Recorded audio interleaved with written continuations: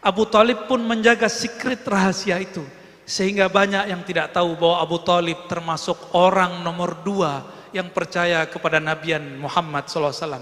Mungkin nomor 3 setelah Bukhairah. Tapi kadang-kadang kita menggunakan beberapa riwayat yang lain, bahwa Abu Thalib dikatakan tidak beriman. Saya meyakini Abu Thalib adalah orang nomor 3 atau nomor 2 yang beriman setelah Sayyidah Aminah, Bukhairah, lalu Abu Thalib. Apakah kurang perjuangan Abu Thalib ketika orang-orang Quraisy yang kafir ingin membunuh Nabi Muhammad? Beliaulah yang menjaga. Apa perjuangan antum kepada Rasulullah sehingga berani mengatakan Abu Thalib kafir? Adakah yang menjaga Rasulullah SAW seperti Abu Thalib? Adakah yang berkorban hidup matinya untuk Rasulullah seperti Abu Thalib? Maka beradablah kepada Rasulullah. Hentikan kata-kata Abu Thalib finnar, kata-kata Abdullah finnar, kata-kata Aminah finnar. Itu kata-kata yang membuat Nabimu sedih, kata-kata yang membuat Nabi Muhammad tidak suka.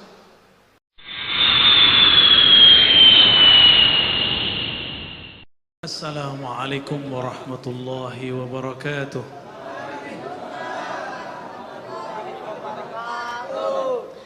Alhamdulillahilladzi ja'alana min ummati sayyidina Muhammad sallallahu alaihi wasallam. Walhamdulillah thumma alhamdulillahilladzi abrazana fi akhir zaman min ummati sayyidina Muhammad sallallahu alaihi wasallam. Ashhadu an la ilaha illallah wa ashhadu anna Muhammadan abduhu wa rasuluh.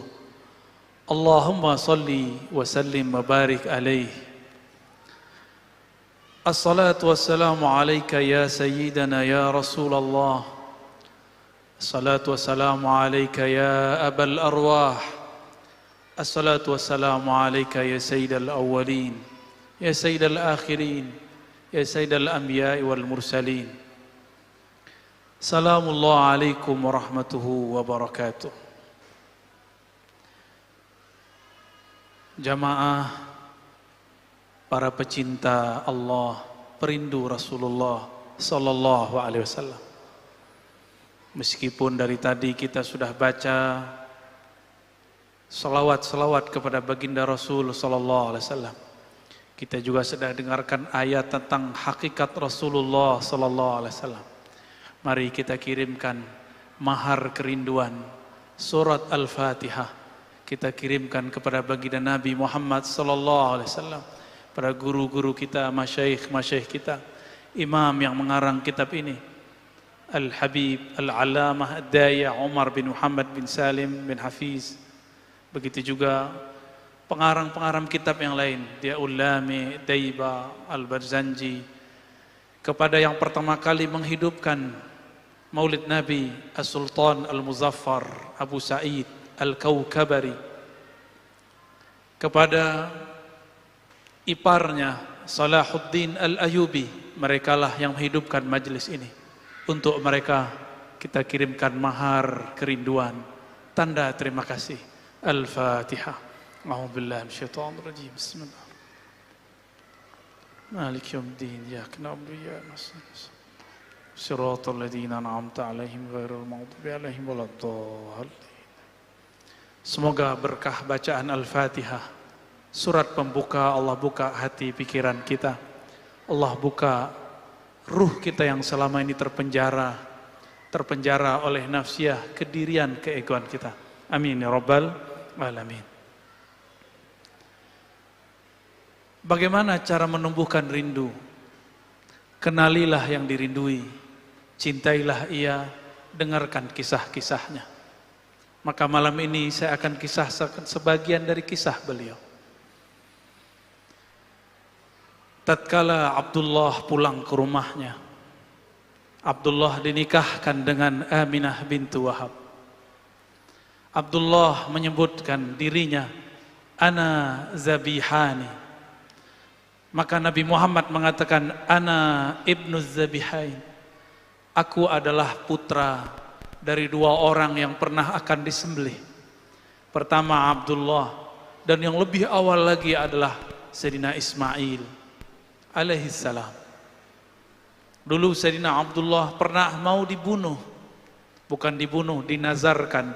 Jika dia lahir, maka Abdul Muttalib akan menyembelihnya. Diundi. Undian ke-10 baru namanya hilang. 1 kali undian 10 kali domba. Maka 10 kali undian 100 domba.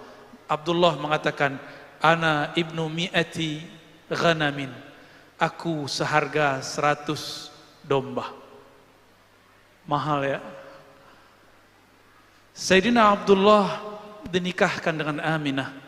Itu karena Abdul Muttalib bermimpi ada pohon tumbuh dari dalam rumahnya. Pohon itu hanya menutupi sebagian, tapi kurang menaungi bagian yang lain. Esok hari datanglah ia kepada ahli takbir mimpi. Apa kata dia? Wahai Tuan, takbirlah mimpiku. Maka sang pentakbir mimpi mengatakan, pohonmu artinya adalah dari nasabmu akan tumbuh, akan muncul seorang pemimpin di tanah Arab. Tapi kepemimpinannya tidak sempurna kecuali dia dikawinkan dengan pohon satu lagi. Maka kawinkanlah dia dengan keturunan Wahab. Pulang dicarilah oleh Abdul Muttalib.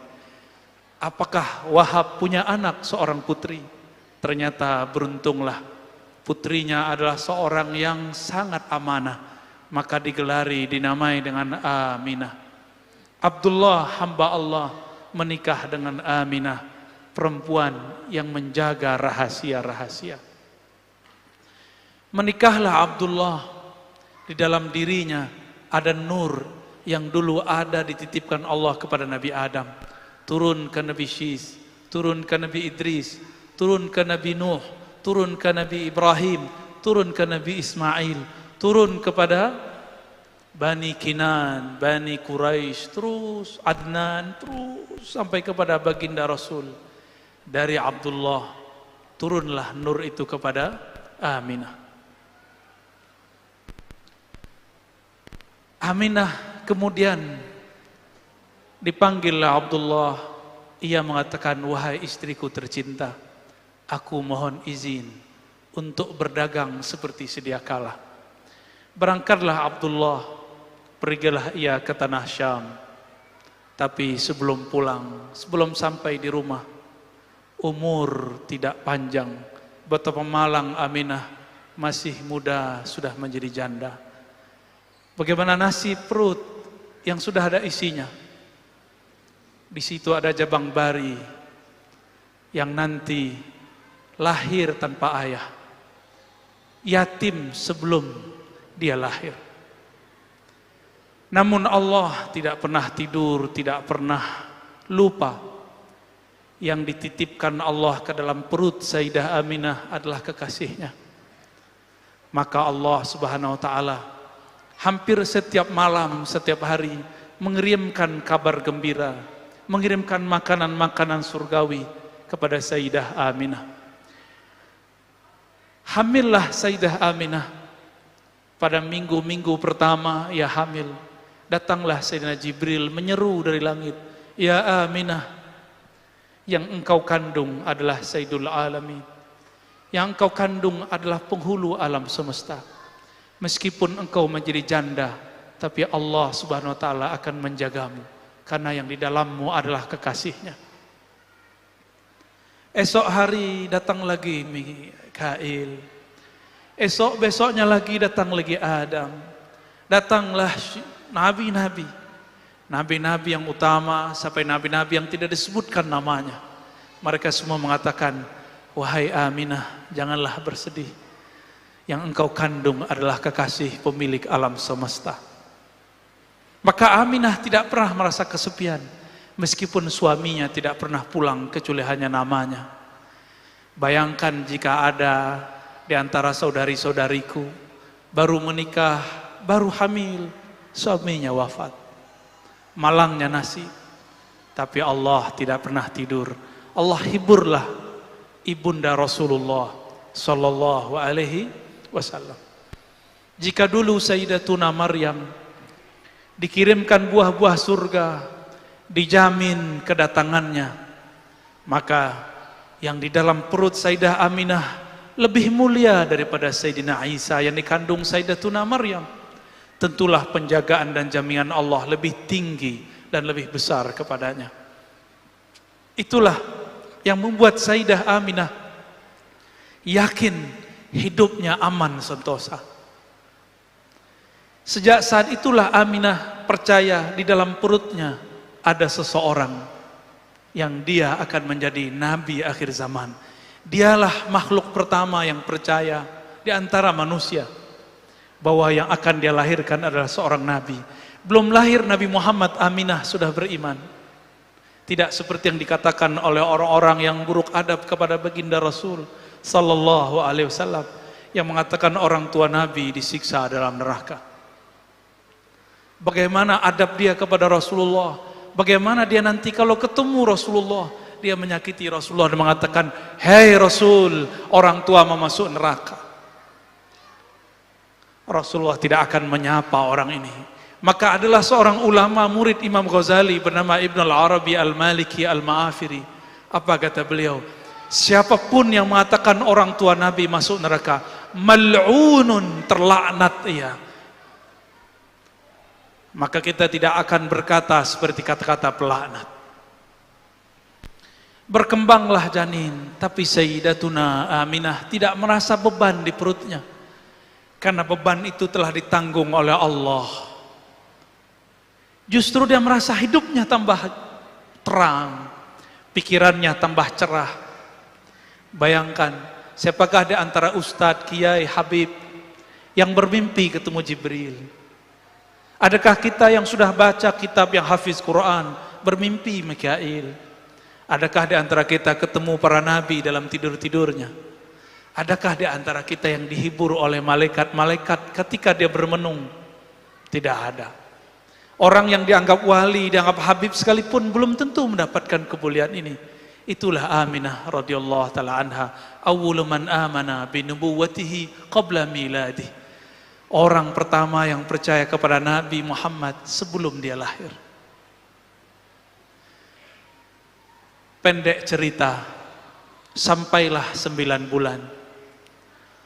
Allah pun menghadirkan 2 ruh mulia, Sayyidatuna Asiyah yang dulu pernah beriman di bawah kezaliman Fir'aun, dan yang kedua Maryam yang dulu pernah dikucilkan oleh orang-orang sukunya Alu Imran. Mereka datang, ruhnya datang menyambut baginda Nabi Muhammad sallallahu alaihi wasallam. Apa kata Sayyidatuna Aminah? Ketika aku melahirkan Muhammad, ra'aitu nura. Aku melihat cahaya. Cahaya itu meliputi langit, meliputi bumi. Cahayanya membuat bergetar kekaisaran Romawi, membuat padam tuhan-tuhan Majusi, membuat roboh runtuh berhala-berhala Makkah. Cahaya di atas cahaya, bahkan matahari pun bergetar, lahir sumber dari cahayanya baginda Nabi Muhammad sallallahu alaihi wasallam. Rembulan pun girang menangis, dia bergetar. Maka sang rembulan mengatakan, namaku Al-Badar adalah memindam namanya. Maka hari mengatakan, aku matahari pelita, itu adalah nama Muhammad sallallahu alaihi wasallam. Jika bulan mengatakan aku pantulan matahari, matahari mengatakan sumberku dari nur Muhammad sallallahu alaihi wasallam. Dialah Asy-Syams, dialah Al-Badr, Tola'al badru alaina. Itulah yang kita baca dalam syair-syair. Tola'al badru alaina. Anta syamsun, anta badrun. Engkaulah syams. Syamsun artinya pelita matahari yang sebenarnya. Dialah sebenarnya Al-Badr, bulan purnama. Baginda Rasul lahir.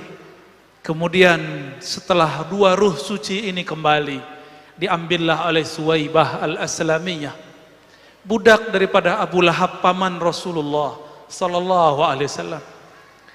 Suwaibah karena Aminah masih lemas, Suwaibah menyusukan Rasulullah sallallahu alaihi wasallam. Suwaibah karena menyusukan Nabi, dia seorang budak. Dia taruhlah anak itu, Aminah sadar, maka disusui oleh ibunya.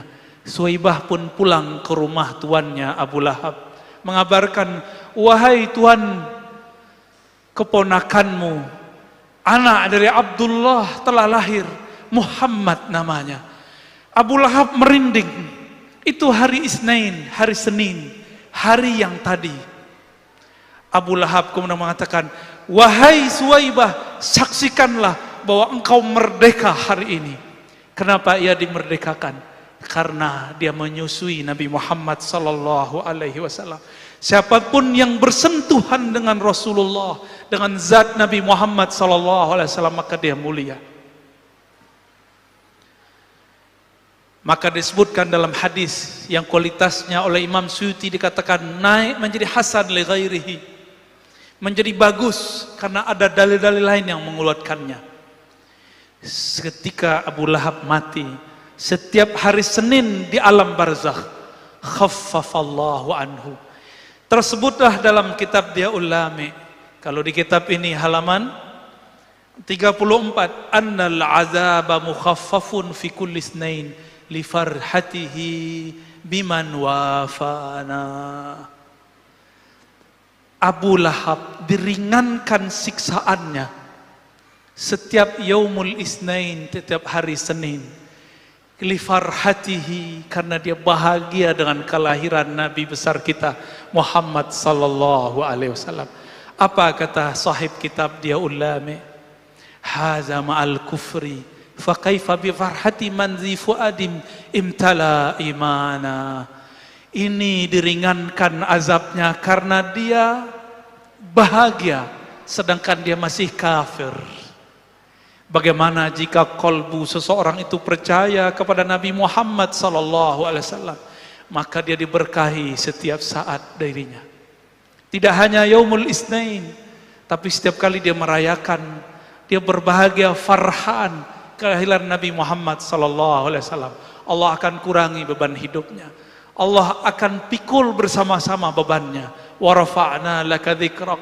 Rasulullah telah diangkat ketinggian namanya, maka siapa yang meninggikannya ikut ditinggikan oleh Allah Subhanahu wa taala. Jamaah yang dimuliakan Allah, itu Abu Lahab diringankan Allah karena dia farhan, dia bahagia karena baginda Nabi Muhammad sallallahu alaihi wasallam lahir.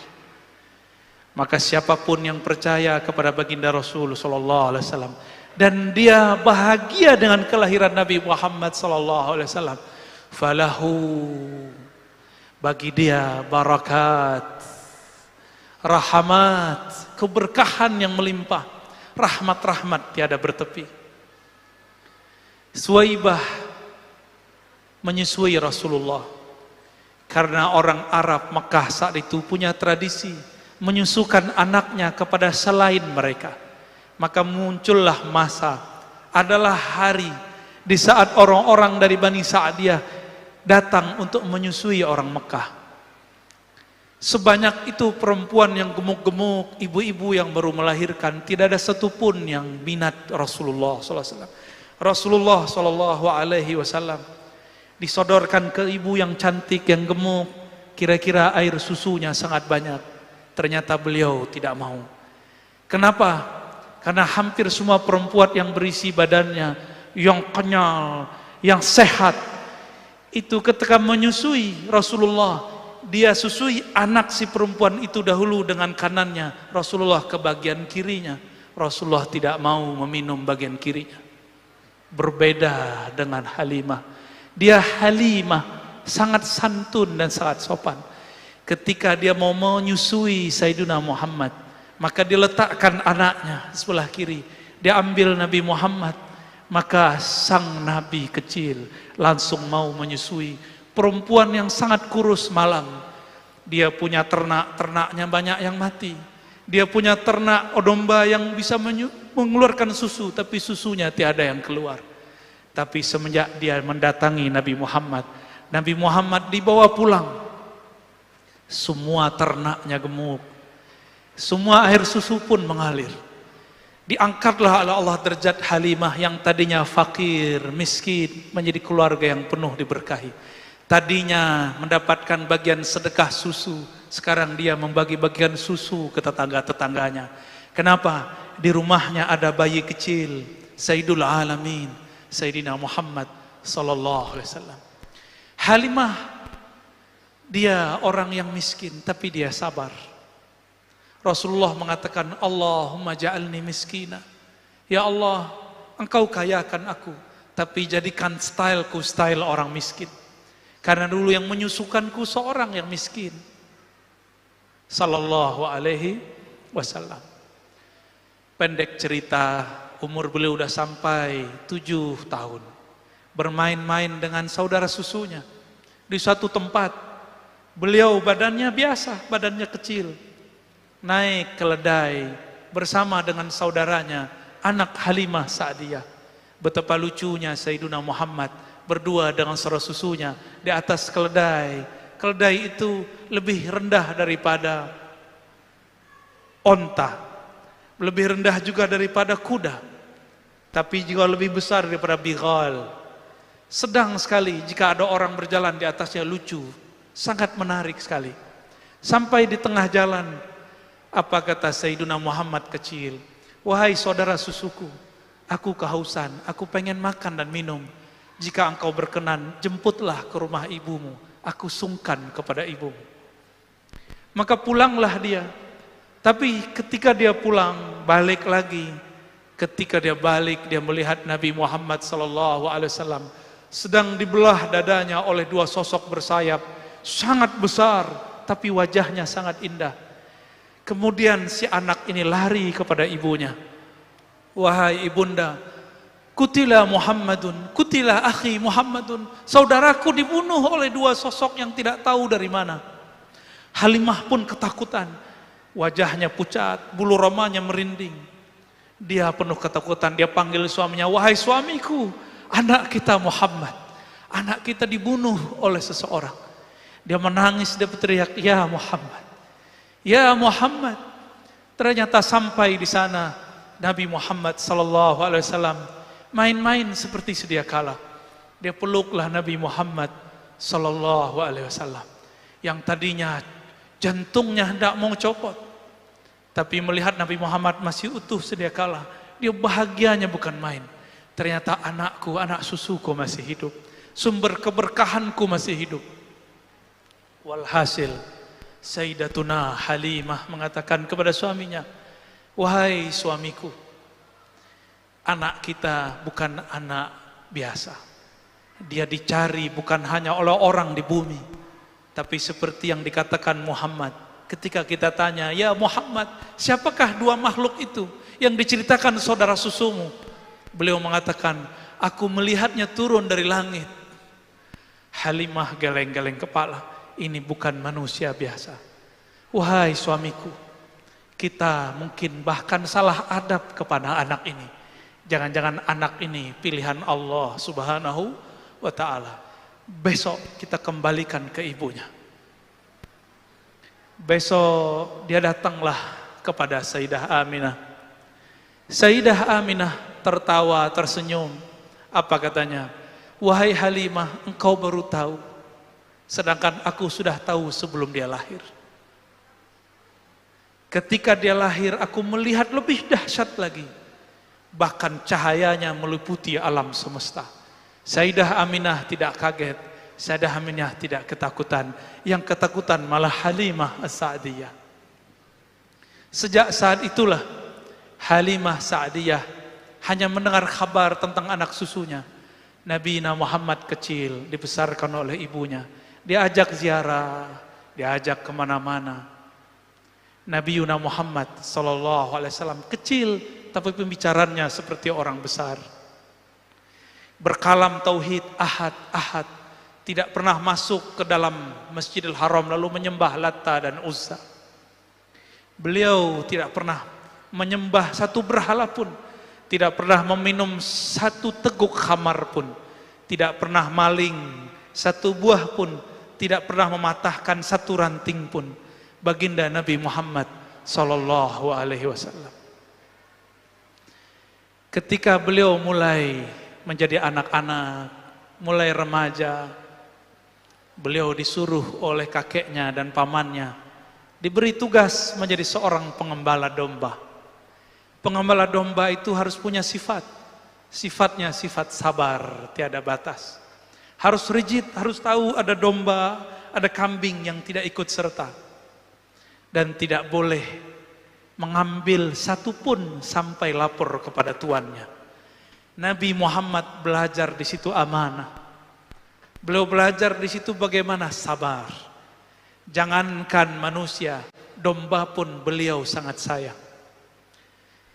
Nabi Muhammad kecil kemudian berkembang jadi dewasa. Sebelum beliau berumur 20 tahun terjadi perang di antara orang-orang Arab. Nabi pun ikut berperang. Kemudian selesai perang terjadilah rapat besar di Ka'bah.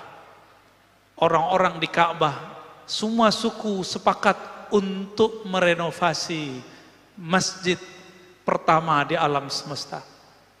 Mereka runtuhkanlah Ka'bah, dibangunlah Ka'bah yang baru. Tapi ketika mereka hendak menaikkan Hajar Aswad, semuanya merasa berhak. Ada 4 suku, semuanya mengatakan, aku lebih tua. Yang satu lagi mengatakan, aku paling banyak memberi donasi. Yang lain mengatakan, aku, kami. Di saat seperti itu, datanglah Sayyidina Muhammad SAW menawarkan suatu penyelesaian masalah. Apa kata beliau? Wahai tuan-tuan, wahai paman-pamanku, kakek-kakekku, maukah kalian aku tunjukkan cara yang paling mudah, semuanya kebagian. Maka beliau turunkan ridaknya, ini namanya ridak selendang. Selendang ini dipegang satu sudut oleh satu suku, dan suku yang lain. Lalu Nabi Muhammad mengatakan, saksikanlah, izinkan aku mengangkat batunya. Lalu kalian taruh ke Ka'bah. Maka semuanya sepakat, kenapa? Semua suku dapat kebagian. Itulah baginda Nabi Muhammad SAW bernama Fatanah. Seseorang yang bersosok cerdas, sangat cerdas. Orang yang tadinya bertengkar, datang beliau selesai semua masalah. Suatu kali beliau diajak oleh Abu Talib, paman beliau. Wahai Muhammad anakku, kata Abu Talib, karena Abu Talib adalah abang kakanda daripada Abdullah. Ikutlah aku berdagang ke negeri Syam. Syam dulu dinamakan negeri Rum, negeri Romawi. Romawi Timur. Bahasanya bahasa Yunani, bahasa Romawi. 2 bahasa itu dipakai. Makanya ibu kotanya dalam bahasa Arab disebut Dimashq, dalam bahasa sana disebut Damaskus. Ada us menunjukkan bahasa asli sana. Diajaklah Nabi Muhammad SAW remaja untuk berangkat ke negeri Syam.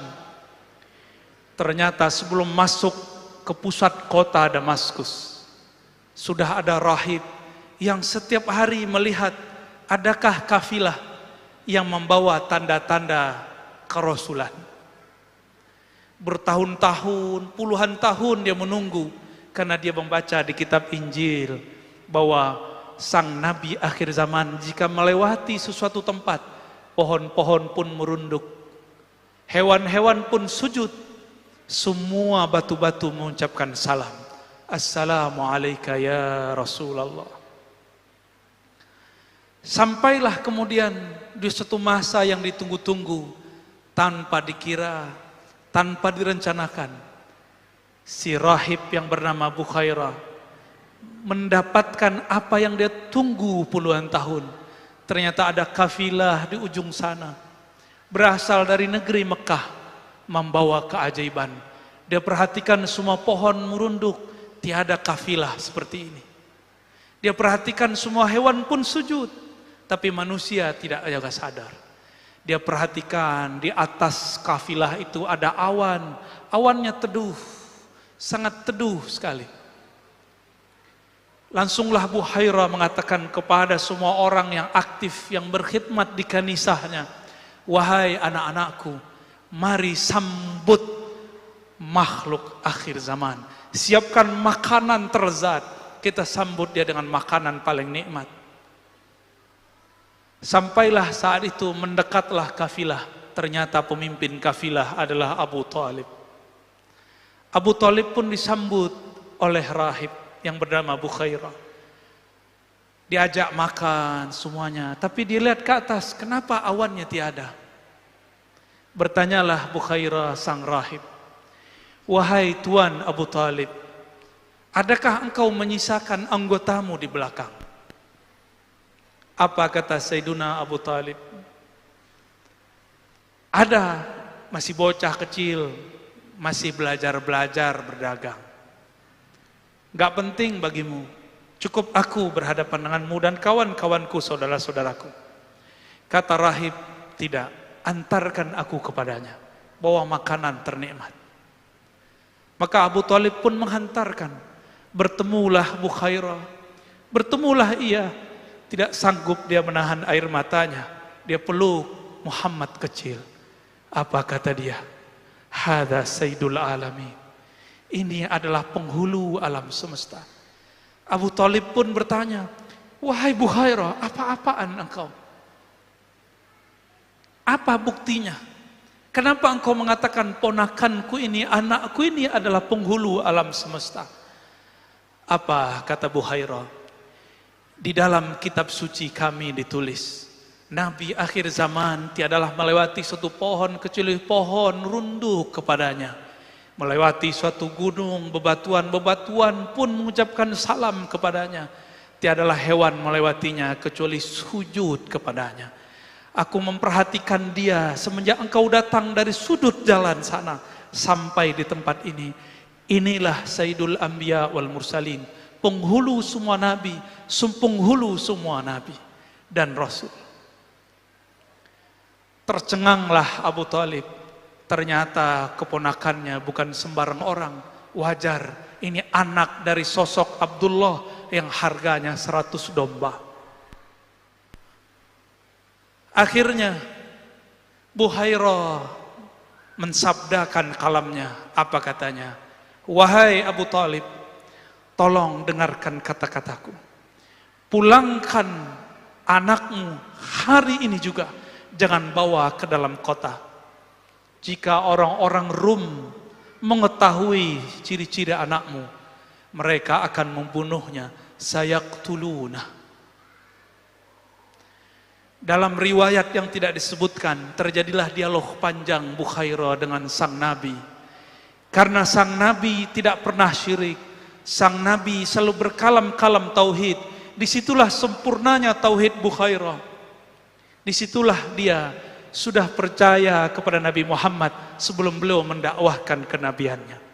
Itulah kesempurnaan Bukhairah.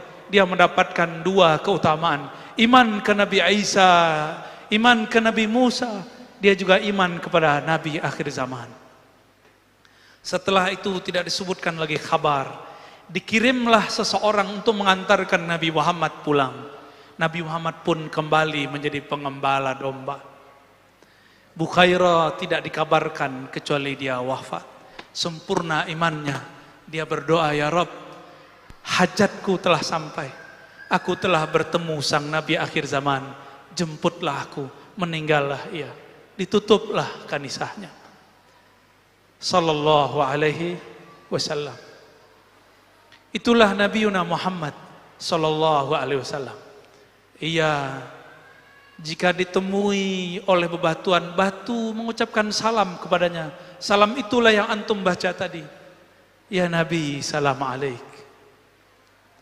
Salam itu dimasukkan ke dalam kitab yang berisikan madaih, maulid. Itulah yang kita baca. Karena kita malu kepada pepohonan, malu kepada hewan-hewan, malu kepada bebatuan. Batu yang keras kenal Rasulullah.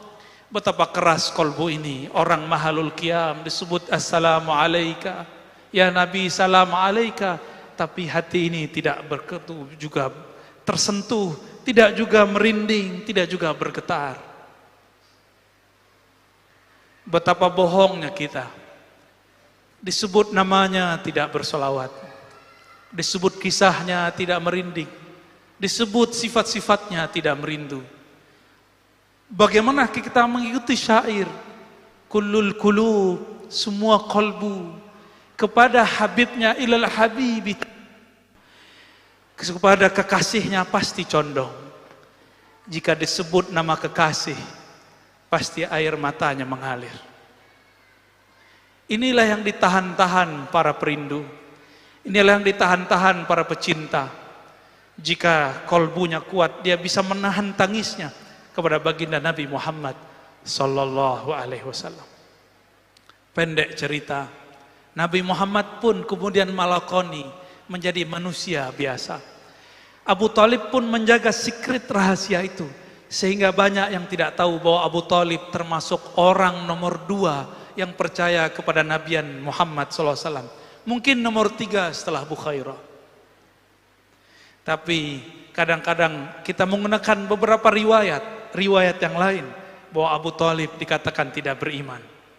Saya meyakini Abu Thalib adalah orang nomor 3 atau nomor 2 yang beriman setelah Sayyidah Aminah, Abu Khairah, lalu Abu Thalib. Apakah kurang perjuangan Abu Thalib ketika orang-orang Quraisy yang kafir ingin membunuh Nabi Muhammad, beliaulah yang menjaga. Apa perjuangan antum kepada Rasulullah sehingga berani mengatakan Abu Thalib kafir? Adakah yang menjaga Rasulullah SAW seperti Abu Thalib? Adakah yang berkorban hidup matinya untuk Rasulullah seperti Abu Thalib? Maka beradablah kepada Rasulullah. Hentikan kata-kata Abu Thalib finnar, kata-kata Abdullah finnar, kata-kata Aminah finnar. Itu kata-kata yang membuat nabimu sedih, kata-kata yang membuat Nabi Muhammad tidak suka. Suatu kali Zainab binti Abi Lahab datang kepada Rasulullah menangis. Wahai pamanku Rasulullah, aku dicaci maki oleh orang-orang yang merupakan sahabatmu. Apa kata mereka? Ya binta ahlin nar, wahai anak penduduk ahli neraka Abu Lahab. Aku sedih wahai Rasulullah. Maka orang yang memanggil Zainab dengan panggilan ejekan ini disidang oleh Rasulullah. Lalu Rasulullah mengatakan, la tuhzil ahya bil amwat. Jangan kamu sakiti orang yang hidup karena perilaku orang yang mati. Betapa menyakitkan ketika ada orang yang mengatakan hari ini kedua orang tua Nabi masuk neraka. Nauzubillah summa nauzubillah. Wajar jika Ibnul Arabi mengatakan mal'un, terlaknat. Kalau terlaknat berarti 11-12 dengan syaitanir rajim. Nauzubillah min. Wajar dia kurang ajar kepada guru-guru kita, kurang ajar kepada zuriat Nabi, kurang ajar kepada ulama-ulama kita, kepada orang tua Nabi pun dia kurang ajar. Maka mari selamatkan masjid-masjid kita dari mereka. Selamatkan anak-anak kita daripada ajaran-ajaran mereka. Jangan sampai anak-anak kita, saudara kita kesusupan, kegelapan, kufriyahnya iblis. Nauzubillah min dzalik. Bapak saudara makan Allah, itulah beberapa kisah yang dapat saya bagikan tentang baginda Nabi Muhammad sallallahu alaihi wasallam. Jika diteruskan, bisa saya yang tidak kuat, bisa antum yang menjerit. Semoga cinta ini sampai kepada baginda Nabi Muhammad sallallahu alaihi wasallam. Ya Sayyidana ya Rasulullah, wahai baginda Rasulullah, kami malam ini berkumpul di masjid yang nama masjidnya pun diambil dari gelarmu, Masjid Nabawi. Izinkan kami meneguk air haudmu, air telagamu nanti, wahai Rasulullah. Wahai Rasulullah, terimalah salam dari kami, terimalah rindu dari kami, terimalah cinta dari kami. Ya Allah, kalbu ini lebih keras dari batu. Kalbu ini lebih susah diatur daripada binatang. Kalbu ini lebih gelap daripada semua kegelapan. Namun berkat cinta kami kepada Nabi Muhammad, ya Allah, maka beri cahaya di kalbu kami, ya Allah. Lembutkan hati kami yang keras, ya Allah. Ya Allah, kalbu kami sangat keras, ya Allah. Disebut namanya kami tidak tersentuh, ya Allah. Disebut namanya kami tidak rindu, ya Allah. Disebut kisah-kisahnya, kami pun tidak bisa membayangkan hidup bersamanya ya Allah. Maafkan kami ya Allah. Ya Afu, Ya Karim, Ya Ghaffar, Ya Ghafur. Bihaqqi Sayyidina Muhammad, dengan kebesaran Nabi-Mu ya Allah, jadikan kami yang hadir malam ini, yang menyaksikan maulid Nabi-Mu Muhammad sallallahu alaihi wasallam, orang yang Kau ringankan beban hidupnya, yang Kau ringankan dosa-dosanya, yang Kau ringankan azab-azabnya, yang Kau tutup semua kegelapan kami dengan cahaya-Mu. Berapa banyak pun dosa kami ya Allah, namun jika rahmaniyah-Mu, kasih sayang-Mu melimpahi kami, semuanya akan melimpahi, semuanya akan menutupi kami ya Rabb. Allah masturna bisitrikal jamil. Ya Allah yang maha indah, kami ini tidak indah ya Allah. Amal kami sangat buruk ya Allah. Batin kami sangat busuk ya Allah. Namun dengan keindahan keharuman-Mu ya Allah, maka harumkan kolbu kami dengan nama Nabi-Mu ya Allah. Rabbana atina fid dunya hasanah wa fil akhirati hasanah wa qina adzabannar. Ya Allah, berikan yang kami yang hadir malam ini kebahagiaan di dunia dan di akhirat. Berkah Nabi-Mu Sayyidul Awwalin, Sayyidul Akhirin. Jika kami dibangkitkan nanti di padang mahsyar, izinkan kami mendapatkan tanda pengenal, cahaya yang memancar di wajah kami, cahaya bekas wudu, cahaya sujud, sehingga Nabi-Mu mengenali kami. Jangan jadikan kami orang yang mengatakan ya Rasulullah, tapi Rasulullah tidak menoleh kepada kami. Jangan jadikan kami ya Allah orang yang mengaku umat Nabi Muhammad, tapi Nabi tidak mengakui kami. Jadikan kami ya Allah tanpa mengaku pun Nabi menjemput kami. Ketika kami ditimbang, kami diberi syafaat, dibantu oleh Rasulullah. Ketika kami ditanya dalam kubur, Nabi membersamai kami. Ketika kami berjalan di sirat-Mu, kami dibimbing oleh Rasulullah. Ketika kami antri di depan pintu-pintu surga-Mu, jadikan kami mendapatkan syafaat Nabi-Mu sallallahu alaihi wasallam. Wa sallallahu ala sayyidil awwalin, sayyidil akhirin, sayyidina Ahmad, sayyidina Muhammad wa ala alihi wal mahdi khalafitihi wa sallim. Walhamdulillahi rabbil alamin. Assalamualaikum warahmatullahi wabarakatuh.